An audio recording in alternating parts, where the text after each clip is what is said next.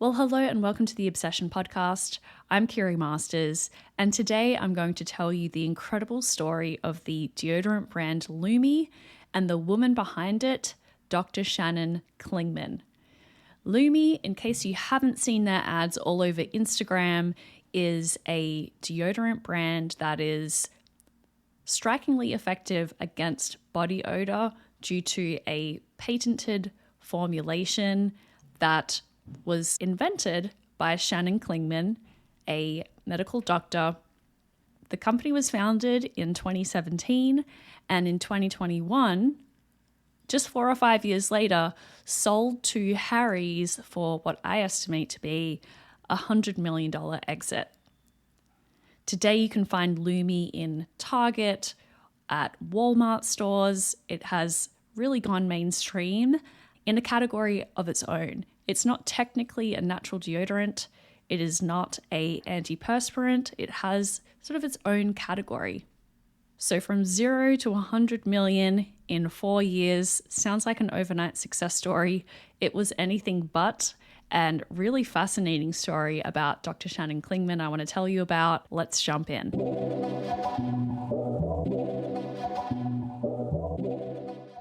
So Dr. Shannon Klingman is a OBGYN by training, and while she was a resident, she was really struck by how common it was for women to present with complaints about body odor in areas considered taboo. And often they would get diagnosed by doctors as having a condition called bacterial vaginosis. And she thought the rate that women were coming in and being diagnosed with BV couldn't possibly be correct. She had a hunch that BV was over-diagnosed, and there must be some other factor that was at play here. It couldn't possibly be BV 5 times in 1 year. So she hired a lab to conduct a study and prove her hypothesis that the odor was not from a bacterial infection, that it was actually from an external reaction between bacteria and fluids. And so she finally had closure on this and set about to create an external solution that would fix this odor product rather than women walking away being treated with antibiotics all the time, which didn't help the problem. So she set about creating a formulation, took a long time to get the formulation right, but she eventually did. So at this point, she approaches some of the big CPG companies and asks to partner up with them to get this new innovative product to market. You know who they are. The bigger companies, the CPG companies in our around the world had all heard my idea and said no. Like I was looking for co-development, like a partner, like 15 years ago, and they all said, nice idea, but it's not enough for us to take interest in doing this with you. So I thought, I need that protection within the market. So once we were awarded that, I felt like I took it as a signal from the universe that like, it's time to get busy living. And so then, even though I didn't know anything about contract manufacturing, I didn't know anything about product development, really. And so she gets turned down by these big companies and just decides to go it alone. I'm going to get this patent myself then, and I'm going to figure out product development, and I'm just going to make this happen. She didn't have any business experience, and she talks a little bit about how she didn't let that inexperience get in her way. I am an example of how you would do your job when you don't know how to do your job. Like, you need to ask yourself, like, sometimes the temptation is to follow in other people's footsteps. And we say, well, here's what Shannon did, or who's what like Moyes did, right? Or here's what Ryan did, or here's what Sarah Blakely did. Let those stand as inspiration, but everybody's path is different. And everybody who's doing this is probably doing it for some version of it for the first time. And so I say, like, how would you do your job if you didn't know how to do your job? So now she has this great product that works, it's very efficacious, but it is still an innovation, which sounds like a great thing. You have this totally new product that you have invented yourself, you get a patent on it, Isn't that ideal? Isn't it ideal to have an invention that no one's brought to market before? It is a double-edged sword, however. People do need to be educated that this new product exists and how it solves a problem. And in this case, it's a problem that people actually think is a completely different problem that they're used to solving with a trip to the doctor and going on antibiotics. So getting that message out into the mainstream, helping people to understand the problem and the solution is a huge battle. But there's this little secret in the startup CPG world, a secret that is nearly guaranteed to make products go viral. But it comes at a big cost. The Harman brothers is a Utah-based ad agency that is behind some of the most viral ads in internet history. They have worked with brands like the Squatty Potty, Purple Mattresses, Poo-Pourri, and more. And they have a knack for making products go viral on social media, especially. There was one Washington Post article that about the Harman brothers titled, "Meet the Mormon Brothers Who Make Adorable Ads About Disgusting Things." And pointing to the obvious truth that it takes a special type of agency to tackle this subject matter. Working with the Harman brothers, they have had a great track record of success. They make very memorable ads that go viral and help drive a lot of product sales. The catch is that they charge a lot of money to do this.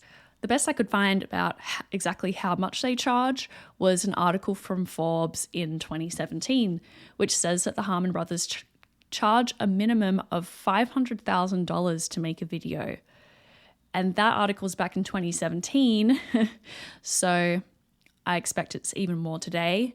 But 2017, 2018 is when Dr. Shannon Klingman hires the Harman brothers and gets them to make a video for Lume. She said that to pay for the Harman brothers, she had to mortgage her home and cash out her 401k to pay for the spot. Now, fortunately, that bet on the family home and her retirement savings did pay off. A press release I read said that within a month, the campaign had 7 million views and 30,000 shares, boosting Lume's sales by 526%. So Lume is on a roll after so much time in the R&D phase, betting her assets on an ad campaign.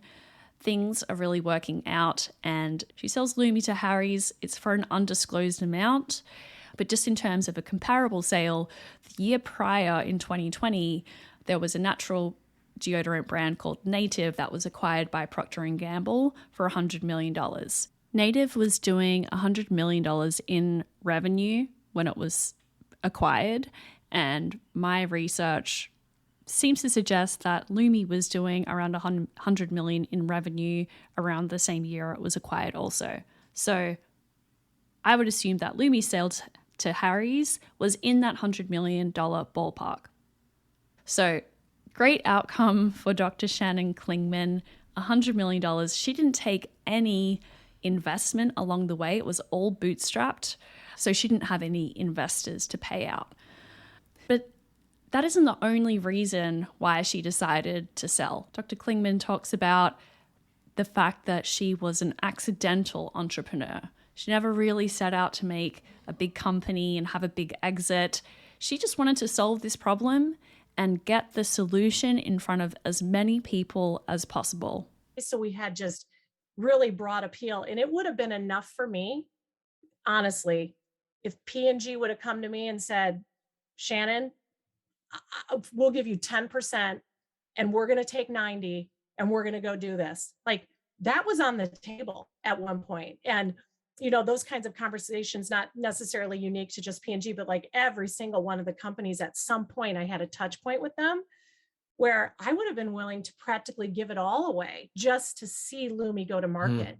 It really was never about the money for me. For me, my exit plan was world domination in whole body deodorant, like getting Lume into the hands of every single person, having this outrageously effective whole body odor control solution at the watering stations in third world countries Mm. that are deprived of clean water for drinking, let alone bathing. And I never really thought about an exit ever, ever. I just knew like I needed a partner.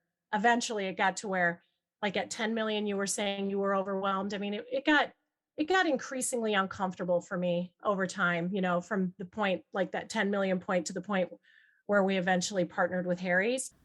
So today, 2024, the products are sold in Target and even now in Walmart as of this year. And this is something that would have been much harder to do without the financial backing of Harry's and their relationships with those retailers. I believe at the time that Lume sold to Harry's, they were just selling D2C through their website and on Amazon. So based on that objective of getting Lume out into as many hands as possible, I think she has definitely succeeded.